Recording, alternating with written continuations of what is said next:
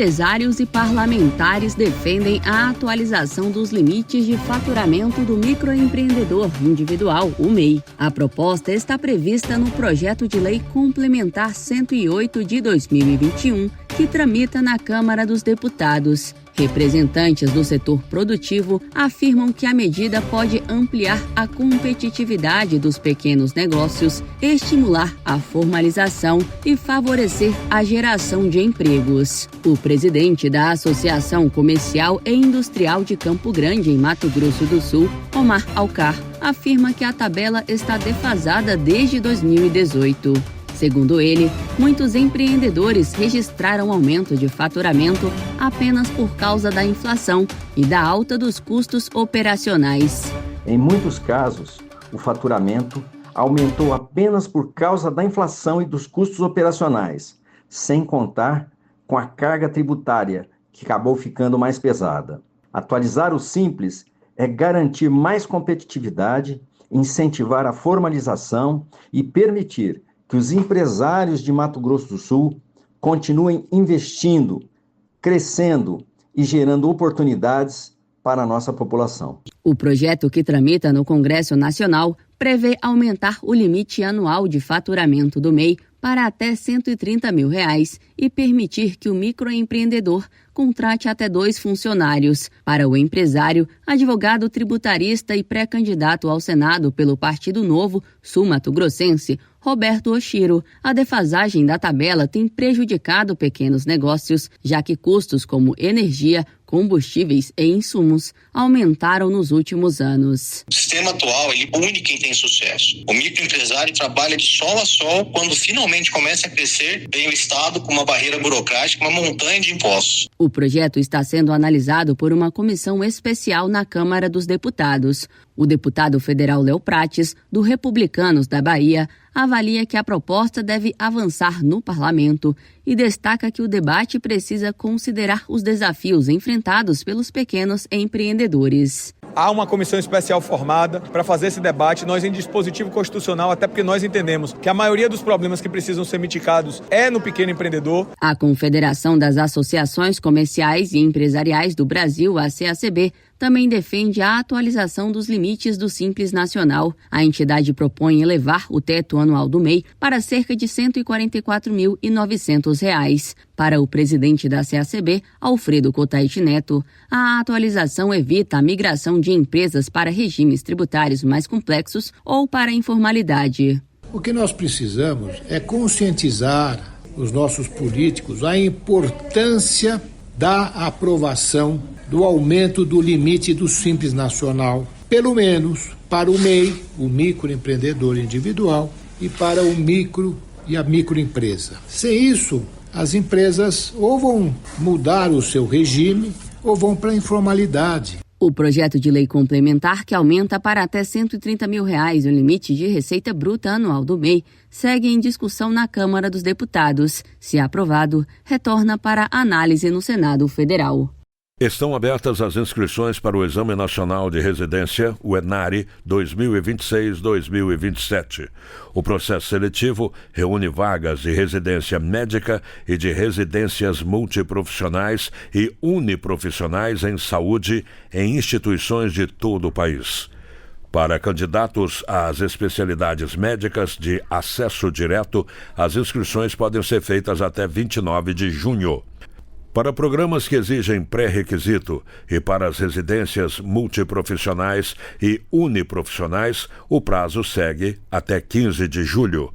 As provas estão previstas para o dia 13 de setembro e vão ser aplicadas em 60 cidades brasileiras. Os editais com informações sobre vagas, critérios de seleção, documentação e cronograma estão disponíveis no endereço enare2026.conhecimento.fgv.br.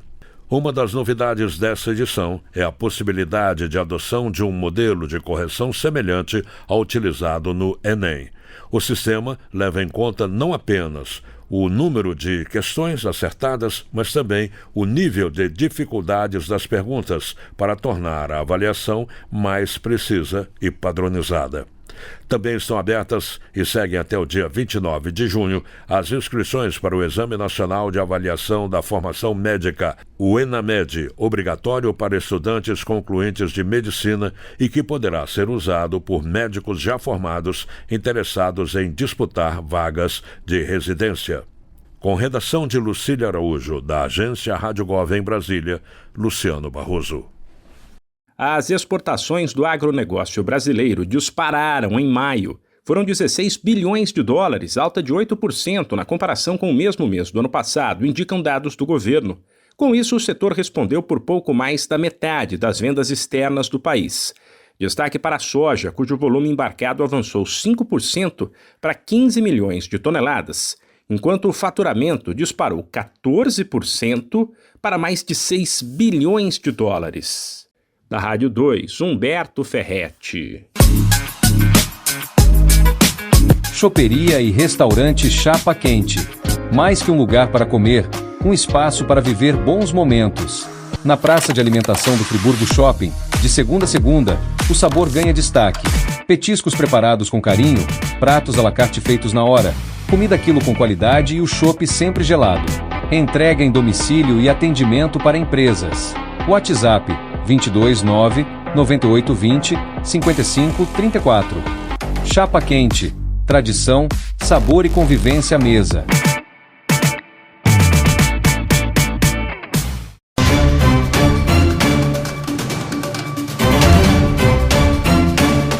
Celebrado em 15 de junho, o Dia Nacional da Agricultura Irrigada reafirma a importância da atividade para a produção de alimentos, segurança hídrica e o desenvolvimento regional sustentável. Para marcar a data, o Ministério da Integração e do Desenvolvimento Regional, em parceria com a Confederação da Agricultura e Pecuária do Brasil, promove entre os dias 15 e 19 de junho a Semana Nacional da Agricultura Irrigada. A cerimônia de abertura ocorreu nesta segunda-feira, em sessão solene no Senado Federal, com a participação de autoridades do governo federal, parlamentares, instituições de pesquisa, entidades do setor produtivo e especialistas ligados à agenda da irrigação no Brasil. O secretário nacional de Segurança Hídrica do MIDR, Giuseppe Vieira, destacou que o Dia Nacional da Agricultura Irrigada representa mais do que uma celebração simbólica. O Brasil institui uma data nacional para homenagear uma tecnologia. Instituiu uma data para reconhecer as pessoas que produzem alimentos, as pessoas que geram emprego, as pessoas que ajudam a garantir a segurança alimentar da população brasileira. Essas pessoas transformam água, trabalho, conhecimento e inovação em desenvolvimento. A agricultura irrigada ocupa posição singular no conjunto das políticas públicas nacionais e poucas agendas possuem a capacidade de conectar simultaneamente segurança hídrica, segurança alimentar, geração de emprego e renda, com desenvolvimento regional, com adaptação às mudanças climáticas e com inclusão produtiva. Representando a Comissão Nacional de Irrigação da CNA, o presidente Davi Schmidt citou a relevância da irrigação para a segurança alimentar e para a posição do Brasil no cenário global. Falar da irrigação aqui no Dia Nacional da Irrigação, né, é chover no molhado. Né? Eu acho que todo mundo aqui entende a importância, e como já foi comentado por todos os outros palestrantes antes de mim, a irrigação é uma tecnologia que transforma a realidade.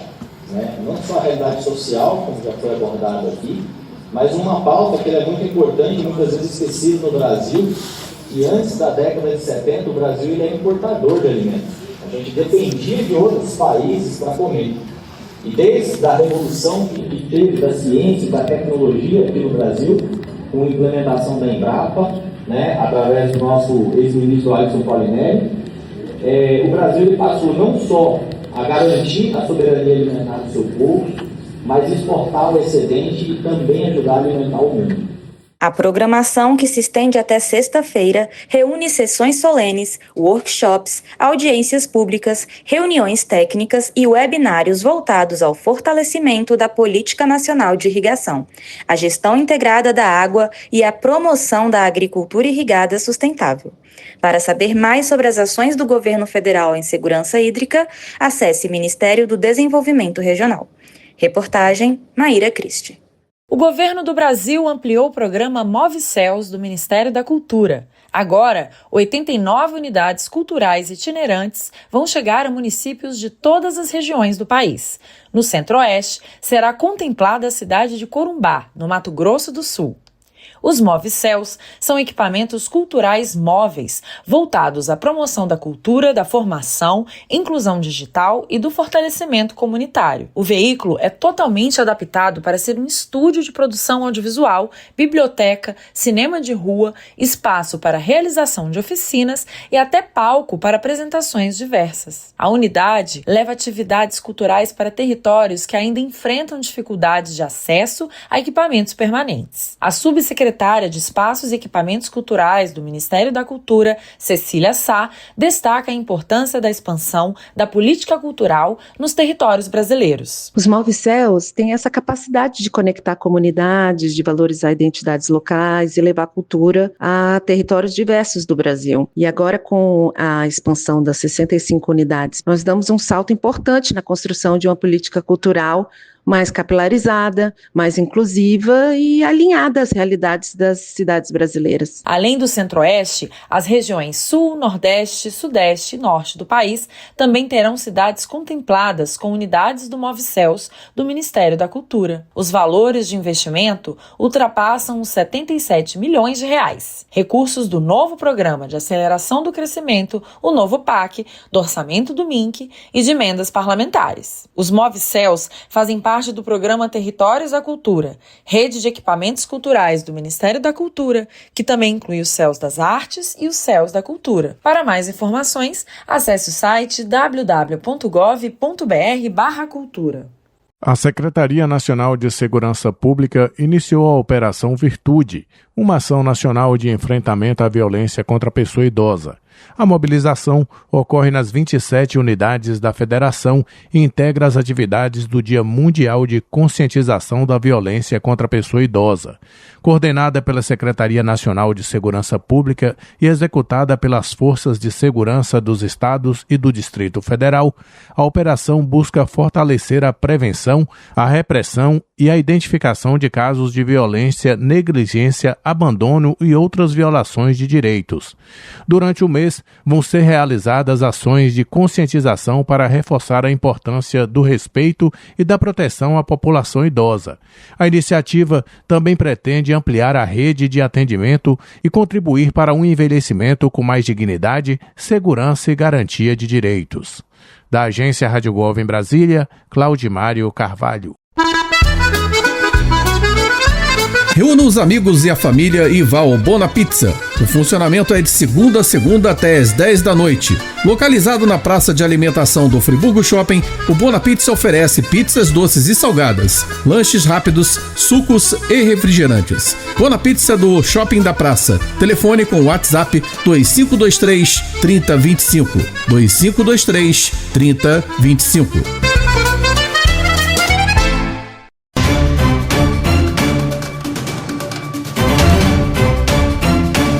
O presidente Lula sancionou com vetos a lei que institui o Marco Legal do Transporte Público Coletivo Urbano no país.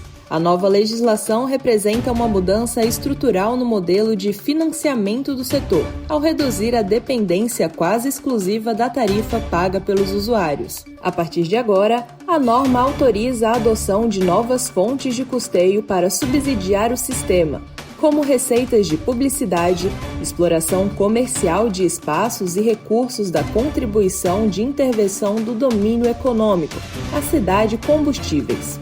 Esse tributo incide sobre a importação e a comercialização de petróleo e derivados, gás natural e etanol. A lei também prevê a concessão de gratuidades no transporte coletivo para grupos específicos, como idosos e estudantes. O marco estabelece que a prestação dos serviços de transporte público coletivo deverá ocorrer obrigatoriamente por meio de licitação. Ainda assim, os entes federativos poderão contratar serviços complementares, como transporte sob demanda, conforme regulamentação local. Outro ponto da lei é o fim da relação direta entre a tarifa paga pelo usuário e a remuneração das empresas operadas. Caso as receitas alternativas previstas em contrato superem o valor necessário para remunerar o operador, o excedente deverá ser revertido em melhorias no serviço. Entre os vetos foram excluídos dispositivos que obrigavam estados e municípios a custear integralmente gratuidades e descontos tarifários com recursos próprios, além de regras que vinculavam subsídios públicos à remuneração das operadoras. Segundo a justificativa, essas exigências poderiam gerar despesas sem previsão orçamentária e comprometer benefícios já concedidos à população. Também foram vetados dispositivos que tratavam das competências dos entes federativos, como a obrigatoriedade de isenção de pedágio para ônibus em rodovias estaduais e municipais e a previsão de subsídios federais para tarifas locais. Outros vetos se aplicam à criação de novas estruturas administrativas, às regras de indenização a concessionárias e à veiculação obrigatória de 60% dos recursos da cidade combustíveis para áreas urbanas. Reportagem Paloma Custódio, locução Sofia Stein. Cerca de 1/3, 31,6% do total das exportações brasileiras podem enfrentar uma tarifa adicional de 37,5% para entrar nos Estados Unidos, caso seja aprovado pelo governo norte-americano. A estimativa é da Confederação Nacional da Indústria, a CNI. Atualmente, esses produtos estão sujeitos a uma tarifa adicional de 10%. Se as novas medidas forem implementadas, o aumento será de 27,5 pontos percentuais. Outros 3,6% das exportações brasileiras para o mercado norte-americano teriam a taxação elevada de 10% para 12,5%. A gerente de Comércio e Integração Internacional da CNI, Constanza Negri, afirmou que a eventual adoção das medidas preocupa a indústria brasileira. Quedas nas exportações brasileiras para os Estados Unidos, como já aconteceram diante desse cenário de aumentos de tarifas, preocupam não só a indústria, mas a economia e ao Brasil como um todo.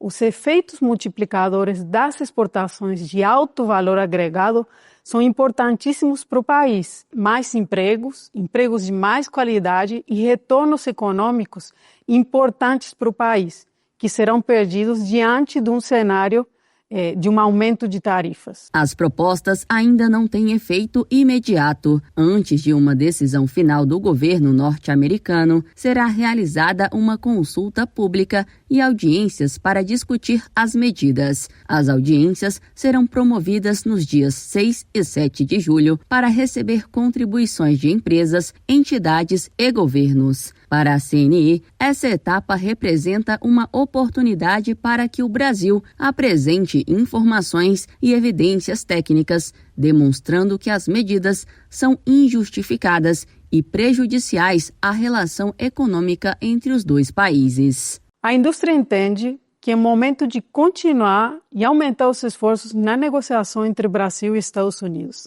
Não só para continuar trazendo evidência de quão injustificadas essas medidas restritivas são, mas também para demonstrar os efeitos negativos e nocivos para ambos países em duas economias tão integradas e complementares como o Brasil e os Estados Unidos. Entre os produtos que podem ser atingidos pela tarifa de 37,5% está o ferro gusa não ligado, que atualmente está sujeito a uma sobretaxa de 10%. Em 2024, o produto respondeu por $1,5 bilhão das exportações brasileiras para os Estados Unidos. Outros itens que podem ser afetados pela tarifa adicional de 37,5% são açúcar de cana em forma sólida, sebo não comestível, álcool etílico não desnaturado e molduras de madeira padrão de pinho. Reportagem Paloma Custódio. Locução Bianca Mingotti.